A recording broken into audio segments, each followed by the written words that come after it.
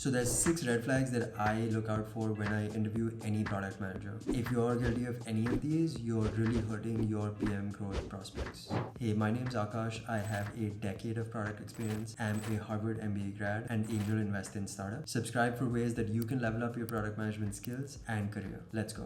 Letting stakeholders dictate features. Engineering will always want to fix bugs or work on tech debt. Sales will always want to work on features that are being asked for from customers in the current pipeline. Finance will always want to build new products and features that bring in new revenue. Don't let stakeholders dictate what the roadmap should look like.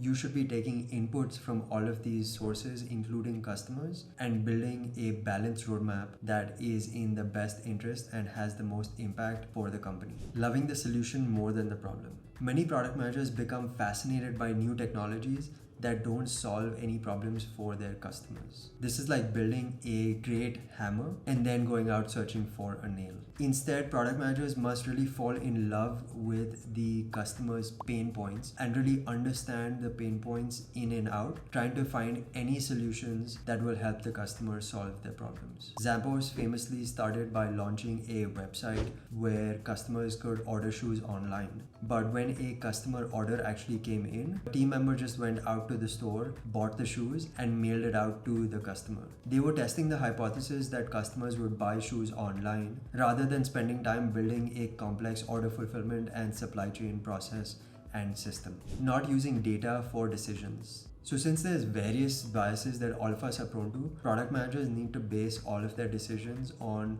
data. This data can be both quantitative or qualitative.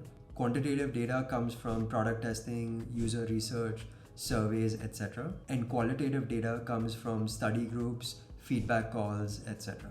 All of these data sources need to be in a product manager's arsenal when they're making decisions, not wireframing. So this one's controversial, but hear me out. Product managers should be at least doing a basic wireframe or a lo-fi prototype of their product. What this ensures, there is a starting point for the conversation between product managers and the UX designer, and making sure that all the user journeys and user flows have been taken into account when the product requirements have been written. While the UX designer might throw this wireframe out the window and design something completely from scratch, it at least ensures that all the user stories and journeys have been thought through and both of them are on the same page about the scope and about the end goal of what needs to be designed. Launching a product without defining the success metrics. Launching a product without defining the metrics is like driving a car without defining the destination.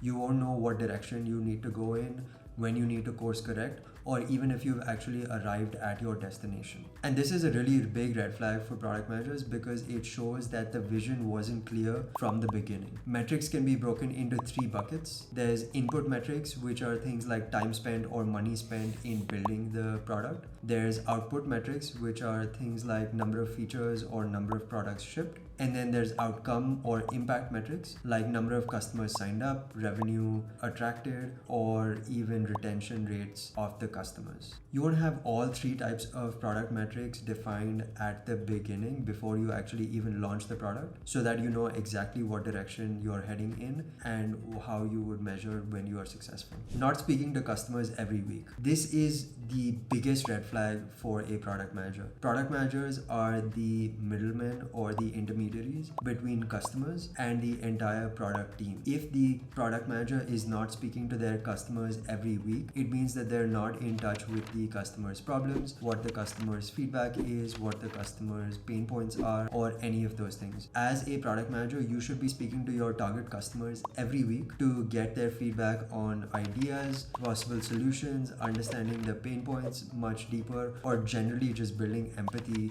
with the customer. This next video will take you through the 101 level summary of being a product manager in Silicon Valley.